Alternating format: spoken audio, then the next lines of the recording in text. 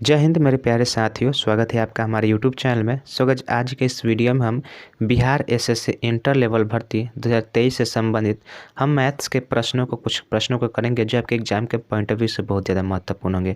और देखिए, practice set number 9 है और इससे पहले हमने 8 वीडियो बनाया है। अगर आपने उन वीडियो को नहीं देखा है तो आप उन वीडियो को जरूर देखिएगा। तो चलिए बिना देरी के हम वीडियो को स्टार्ट कर लेते हैं। तो देखिए, यहाँ पे हमारा जो पहला नंबर प्रश्न है, देखिए क्वेश्चन बोल रहा है एवरेज से संबंधित प्रश्न है। क्वेश्चन बोल रहा है कि 25 प्रेक्षणों का औसत जो है 13 है।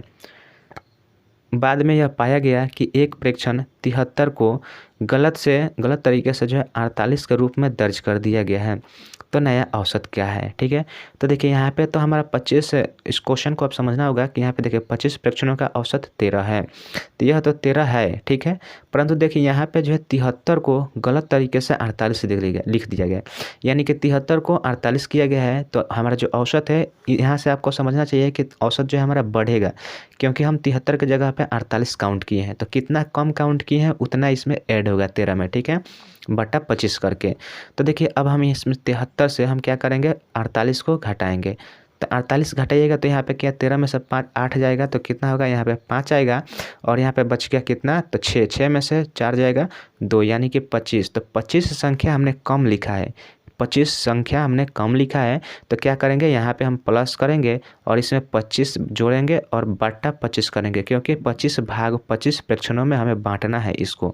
तो यहाँ से आप काटिएगा तो क्या आएगा, 1 आएगा। इस हिसाब से जो यहाँ पे हमारा राइट आंसर हो जाएगा, क्या हो जाएगा, यहाँ पे 14 हो जाएगा, ठीक है। और यह 14 जो है, यही एक्यूरेट जो है नया औसत जो है, यही औसत होगा 14, ठीक है, जो कि देखिए ऑप्शन नंबर बी में दिया है और बिल्कुल राइट आंसर यही होगा।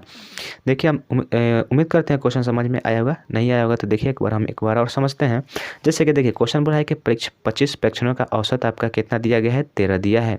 बाद में यह पाया गया कि एक प्रेक्षण 73 जो उसमें से एक प्रेक्षण 73 उसमें है और उसको जो गलती से कितना काउंट कर दिया गया है, 48 काउंट कर दिया गया है, जिसके कारण जो है उसका औसत 13 रह गया है।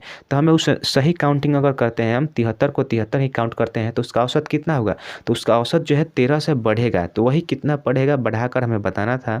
तो 13 हमने 25 कम गिना है तो 25 उसमें ज़्यादा गिनेंगे, तो 25 ज़्यादा जोड़कर उसमें टोटल प्रेक्षणों की संख्या से हम क्या करेंगे, भाग दे देंगे और उसके बाद उसके ओल्ड औसत में, ओल्ड एवरेज में जो है उसको जोड़ देंगे। तो वही हमारा निकल कर कितना आ गया, 14 आ गया, जो कि बिल्कुल राइट आंसर है।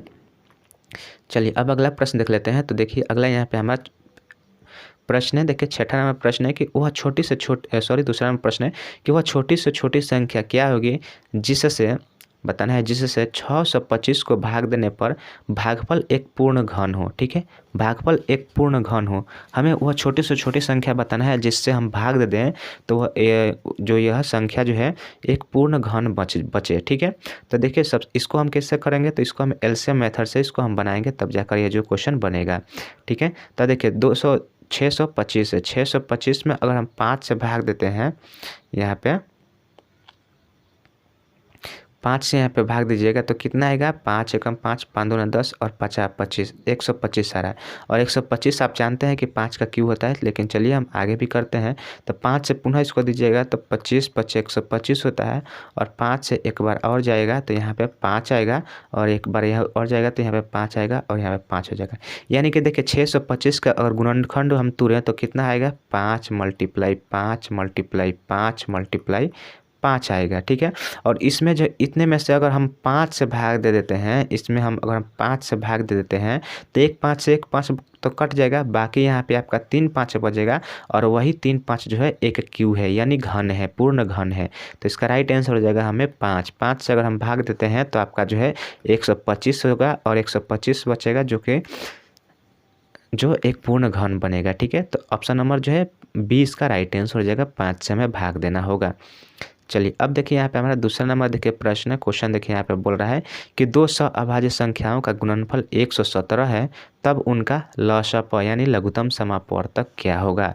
तो देखिए जैसा कि हम जानते हैं कि 2 अभाज्य यानी अभाज्य संख्याओं का अगर लसप निकालना है, यानी कि उनका लघुत्तम निकालना है, तो लघुत्तम क्या होता है, उनकी संख्याओं को आपस में गुना करा दिया जाता है, तो जो संख्याएं हैं वही लघुत्तम हो जाती है, एलसीएम हो जाती है। तो देखिए दो अभाज्य संख्या का गुणनफल 117 है, तो उसका एलसीएम भी कितना हो जाएगा, 117 ही होगा। ठीक है, ऑप्शन ए ही इसका राइट आंसर हो जाएगा। चलिए हम इसको आपको सॉल्यूशन करके दिखाते हैं, जैसे कि समझा देंगे कि हम आपको कैसे इसको, जैसे कि मान लीजिए एक अभाज्य संख्या है और इसमें अगर हम मल्टीप्लाई 3 करते हैं तो इसका जो है आपका जो दोनों का गुणनफल भी 3 होगा और इसका एलसीएम भी आपका कितना होगा, 3 होगा। ठीक है, यही बात जो है यहाँ पे बताया जा रहा है, यानी कि दो अभाज्य संख्याओं का गुणनफल जो है और उन्हीं दोनों संख्याओं का जो है लसअप बराबर होता है। जैसे कि अगर आप मान लीजिए 5, 7 भी अगर लेते हैं तो 5, 7 को आपस में मल्टीप्लाई करा रहे हैं तो कितना आ रहा है, 35 आ रहा है। अगर 5, 7 का एलसीएम भी निकालिएगा तो वो भी कितना होगा, 35 ही होगा। ठीक है, तो यहाँ पे यह सवाल 1 सेकेंड का सवाल था और आपको इसका राइट आंसर बताना था, तो ऑप्शन ए इसका राइट आंसर हो जाएगा 117। चलिए अब देखिए यहाँ पे हमारा चौथा नंबर देखिए प्रश्न देखिए क्या है। क्वेश्चन बोल रहा है यहाँ पे कि पिछले वित्त वर्ष में टाटा मोटर्स ने 41,800 कारें बेची और इस साल 51,300 कारों की बिक्री का लक्ष्य है, तो टाटा मोटर्स की बिक्री में कितने प्रतिशत की वृद्धि की जानी चाहिए। बहुत ही सिंपल सवाल है। ठीक है, आपको केवल वृद्धि प्रतिशत बता देना है। तो वृद्धि प्रतिशत पहले 41,800 कार थे और अब जो है 51,300 हो गई, तो कितने की वृद्धि हुई, तो आप इसमें से सिंपली बड़े संख्या में से छोटी संख्या को क्या किया जाता है, घटा दिया जाता है। तो 51,300 में से 41,800 जब आप माइनस करिएगा तो यहाँ पे क्या आएगा, यहाँ पे 0 0 8 5 13, यहाँ पे 5 आ गया, बच गया यहाँ पे 50। 50 में से अगर यहाँ पे 50 में से 41 घटाइएगा तो यहाँ पे 9 आएगा। ठीक है, 9 हो गया, 950 जो 9,500 जो है संख्या है यह आपका जो है अधिक हो रहा है। ठीक है, तो इसी का परसेंटेज अगर निकाल लीजिएगा 9,500 और बट्टा कितना रखेगा, 41,800 और मल्टीप्लाई यहाँ पे 100, बस यही आपका निकाल लीजिए और आपका राइट आंसर निकल कर आ जाएगा। ठीक है, तो आप कमेंट करके बताइएगा इस क्वेश्चन का राइट आंसर क्या होगा। चलिए आप इसको निकाल लीजिएगा। चलिए अब अगला प्रश्न की ओर चलते हैं।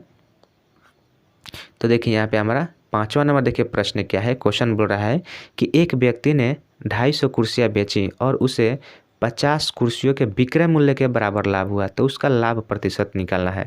बहुत ही महत्वपूर्ण प्रश्न है। इस टाइप के प्रश्न जो है परीक्षा में बार बार पूछे जा रहे हैं। ठीक है, तो आप इस प्रश्न को अच्छे से देखिएगा। अब देखिए यहाँ पे बोल रहा है 250 कुर्सियाँ बेची, तो 250 कुर्सियाँ बेची तो 250 कुर्सियाँ बेची तो अगर 250 कुर्सी खरीदे होंगे तभी 250 कुर्सी बेचे होंगे और आपका यहाँ पे लाभ हो रहा है 50 कुर्सियों के विक्रय मूल्य के बराबर लाभ होता है। तो यहाँ पे आपको लाभ प्रतिशत निकालना है, तो सबसे पहले आपको लाभ का सूत्र याद होना चाहिए। लाभ बराबर क्या होता है, अगर हम प्रॉफिट की बात करें तो पी बराबर क्या होता है, एसपी माइनस सीपी।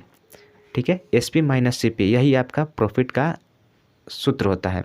अब देखिए आपको जो है 50 कुर्सियों के विक्रय मूल्य के बराबर लाभ हो रहा है, यानी कि अगर आप 50 कुर्सियों के विक्रय मूल्य, तो यहाँ पे पी के जगह पर हम क्या लिख देंगे, 50 कुर्सियों के विक्रय मूल्य।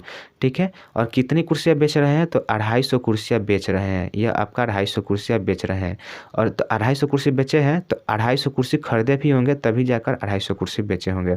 अब देखिए यहाँ पे 250 एसपी, यहाँ पे 50 एसपी और यहाँ पे कितना है, 250 सीपी है। तो हम इसको जो है एक तरफ कर देंगे और इसको एक तरफ करेंगे। ठीक है, तो अगर देखिए अगर इसको हम इधर लाएंगे और इसको उधर ले जाएंगे तो यहाँ पे क्या हो जाएगा, यहाँ पे 250 कितना हो जाएगा, 250 सीपी हो जाएगा और यह 50 को इधर ला जाएगा तो यहाँ पे जो है 200 आपका एसपी हो जाएगा। ठीक है, अब यहाँ पे आप क्या कीजिएगा, इन दोनों का जो है अनुपात निकालिएगा तो सीपी बटा यहाँ पे एसपी हो जाएगा और यहाँ पे जो है आपका कितना हो जाएगा, 200 और बटा नीचे कितना हो जाएगा, 250 हो जाएगा। ठीक है, अब इसको काटिएगा तो 50 से काटिएगा तो 50 चौका 200 और 50 पचे कितना, 250। तो देखिए आपका पहला सीपी कितना था, 1 था और एसपी कितना था, 5 था। तो लाभ कितना होगा, 1 लाभ हुआ कितने पे, 4 पे और मल्टीप्लाई 100 करिएगा तो कितना होता है, 25 चौका 100 होता है, यानी कि 25% आपका लाभ प्रतिशत हुआ। ऑप्शन 20 क्वेश्चन का बिल्कुल राइट आंसर हो जाएगा 25%। ठीक है, तो बहुत ही महत्वपूर्ण था, बीबीआई प्रश्न था, इसको आप पुनः देखिएगा अगर आपको समझ में नहीं आया होगा तो। चलिए अगला प्रश्न देखिए, यहाँ पे 6ठा नंबर देखिए प्रश्न क्या है। क्वेश्चन बोल रहा है कि 2 वर्ष के लिए जो है राशि 15% के प्रति की दर से 3225 रुपये का चक्रवृद्धि ब्याज देती है, तो राशि क्या है। हमें देखिए चक्रवृद्धि ब्याज आपका दिया गया है यहाँ पे 3,225 रुपया दिया गया है, रुपये का चक्रवृद्धि ब्याज देती है। तो हमें बताना है कि वह राशि क्या है, यानी मूलधन क्या है। तो देखिए इसको हम सक्सेसिव मेथड से करेंगे। तो सबसे पहले सक्सेसिव मेथड के लिए आपको प्रतिशत को फ्रैक्शन में तोड़ना होता है। तो 15% को फ्रैक्शन में तोड़िएगा तो कितना हो जाएगा, 15/100 होगा। और इसको काटिएगा तो एक पंक्ति आई 15 और 20 पचे 100। तो सक्सेसिव मेथड में क्या होता है कि 20 रुपया आपका कितना प्रिंसिपल है, तो 23 रुपया आपका क्या हो जाएगा, आपका जो है अमाउंट हो जाएगा, यानी मिश्र धन हो जाएगा। तो 2 सालों की बात की गई है, तो हम 2 सालों के लिए ऐसे ऐसे करेंगे, ठीक है। अब देखिए, अब इसका 20 का 20 20 का 20 में 20 से गुना करिएगा तो कितना हो जाएगा, 400 हो जाएगा। और यहाँ पे आपको 23 से मल्टीप्लाई यानी 23 का स्क्वायर करिएगा तो कितना होगा, तो 3 3 के 9, 3 दूना का 6, 6 दूना का 12, ठीक है। उसका दोगुना कर दिया जाता है, तो 2 हासिल 1 बचा और 2 दूना का 4 और 1 5, यानी कि 529 रुपये आपका मिश्र धन हुआ। 400 रुपये आपका जो है मूलधन है और 529 रुपये आपका मिश्र धन है। और इन दोनों के बीच में जो आपका डिफरेंस आता है वही आपका ब्याज होता है, चक्रवृद्धि ब्याज होता है। तो चक्रवृद्धि ब्याज कितना हो गया, तो 129 रुपया हो गया। और इतना बराबर जो है आपका दिया है 3225 रुपया आपका दिया गया है, ठीक है। 3225 रुपया यहाँ पे आपका दिया गया है, 3225 रुपया दिया गया है। अब इसको आप एक रेशियो के मान में तोड़िएगा, तो इसको तोड़िएगा तो यहाँ पे जो आपका जो है मान निकल कर आएगा। चलिए इसको हम काट लेते हैं।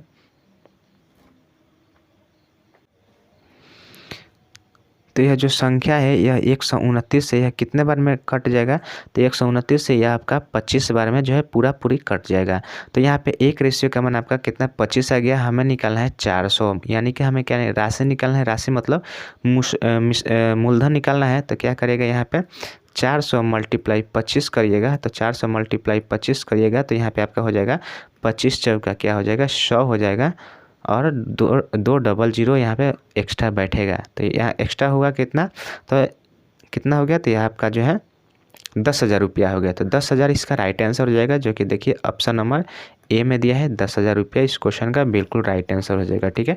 उम्मीद करते हैं क्वेश्चन आपको समझ में आया होगा। सबसे पहले इसमें क्या करना था, तो इसमें जो है आपको फ्रैक्शन को तोड़ना था, और फ्रैक्शन को तोड़ने के बाद सक्सेसिव मेथड लगाना था, जो कि यहाँ पे 20 से 23, 20 से 23, क्योंकि साधारण चक्रवृद्धि में क्या होता है, पैसा बढ़ता है, ठीक है, बढ़ता है। तो यहाँ पे 20 में कितना 3 बढ़ा तो 23 हो गया, 20 से 23। उसके बाद हमने इसमें क्या किया, आपस में मल्टीप्लाई कर दिया, तो 20 का स्क्वायर यहाँ पे 400 हो गया और 23 का स्क्वायर यहाँ पे 529 हो गया। और यह आपका कितना है, यह आपका जो है मिश्रधन है, सॉरी मूलधन है, और यह आपका अमाउंट है, मिश्रधन है। और इन दोनों के बीच में जो आपका निकल कर आता है वह आता है CI, यानी कि चक्रवृद्धि ब्याज आता है। चक्रवृद्धि ब्याज आपका कितना हो गया, 129 हो गया। 129 बराबर आपका 3225 है, इसको काटिएगा तो 1 बराबर आपका 25 रेशियो का मान निकल कर आएगा। हमें मूलधन निकालना है, मूलधन 400 रेशियो के बराबर है, तो 400 में हम क्या करेंगे, 25 से मल्टीप्लाई करेंगे, तो यहाँ पे आपका जो है 10,000 रुपया निकल कर आ गया। और यही जो है आपका प्रिंसिपल है, तो यही आपका राइट आंसर हो जाएगा, ऑप्शन नंबर ए में दिया है, ठीक है। चलिए अगला प्रश्न देखते हैं। तो देखिए अगला यहाँ पे हमारा 7 नंबर देखिए प्रश्न है।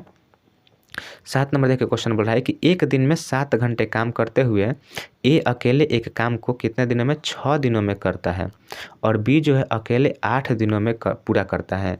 तो बताना है दिन में 8 घंटे काम करते हुए वे इसे एक साथ कितने समय में पूरा करेंगे। तो सबसे पहले आपको इस क्वेश्चन में क्या करना होगा, काम को खोजना होगा कि वह टोटल कितने काम को कर रहे हैं, ठीक है। तो वह कैसे करिएगा, आपको सबसे पहले इनको क्षमता निकालना होगा। तो क्षमता देखिए, क्षमता कैसे निकालेंगे, क्योंकि दोनों जो है सेम काम को कर रहे हैं।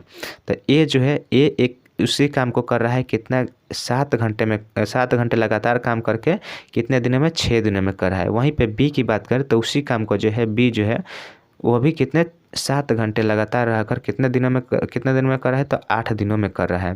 तो देखिए 7 से तो 7 यहाँ आपका कैंसिल हो जाएगा, तो कितना बच गया, तो A/B बराबर 8/6।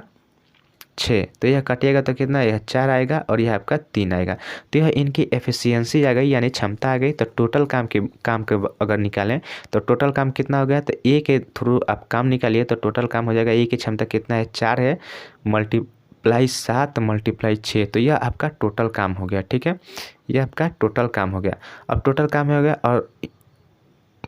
और इसी काम को जो है बताना है, अगर दोनों करते हैं तो कितने दिन में कर देंगे।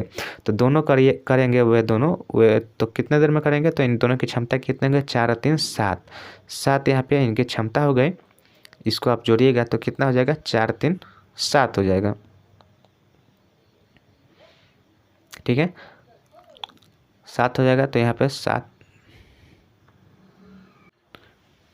और देखिए यहाँ पे एक और बात कहा गया है यहाँ पे कि वे दिन में 8 घंटे काम करते हुए वे इस काम को एक साथ पूरा करेंगे, कितने दिन में पूरा करेंगे। तो इन दोनों की क्षमता हो गई 7 और एक दिन में कितना काम कर रहे हैं, तो एक दिन में 8 घंटे काम कर रहे हैं। तो यह बट्टा 7 गुना 8 हो जाएगा। ठीक है, अब इसको काटेगा 7 से 7 कट जाएगा और 4 से इसको काटेगा तो 4 दूना का यह 8 हो जाएगा। ठीक है, यह 4 से 4 दूना का 8 कट गया। अब नीचे 2 बचा, ऊपर 6 बचा, तो इसको काटेगा तो 3 आएगा। ठीक है, तो 3 दिनों में वह दोनों जो है इस काम को कर देंगे, जो कि ऑप्शन नंबर ए में दिया है और ऑप्शन नंबर ए इसका राइट आंसर हो जाएगा। ठीक है, चलिए इस क्वेश्चन को हम एक बार और रिपीट करते हैं। तो देखिए इस क्वेश्चन को पुनः देखिए, बोल रहा है क्वेश्चन कि एक दिन में 7 घंटे काम करते हुए ए अकेले काम को 6 दिनों में और बी जो है अकेले उसी काम को 8 दिनों में पूरा करता है। तो दिन में 8 घंटे काम करते हुए बताना है कि वे दोनों अगर एक साथ काम करते हैं तो कितने समय में पूरा करेंगे। तो सबसे पहले आपको इनको क्षमता निकालना होगा। ए जो है, ए दिन में 7 घंटे काम करता है और 6 दिनों में काम को कंप्लीट करता है, और इसी काम को जो है बी जो है 7 घंटा काम करते हुए 8 दिनों में पूरा कर रहा है। तो यहाँ से आप इन दोनों के क्षमता को बराबर करिएगा तो यहाँ से एफिशिएंसी आपका मान निकल कर आ जाएगा।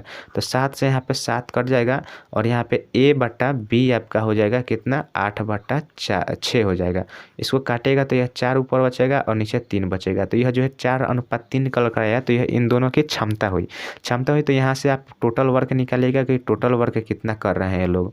ठीक है, तो टोटल वर्क निकालने के लिए आप यहाँ पे ए की क्षमता, ए के यहाँ पे यह आपका टोटल वर्क हो जाएगा। ठीक है, यह जो है इससे यहाँ पे ए का मान रख दीजिएगा तो टोटल वर्क निकल कर आएगा। तो यहाँ पे 4 × 7 × 6 यह आपका टोटल काम है।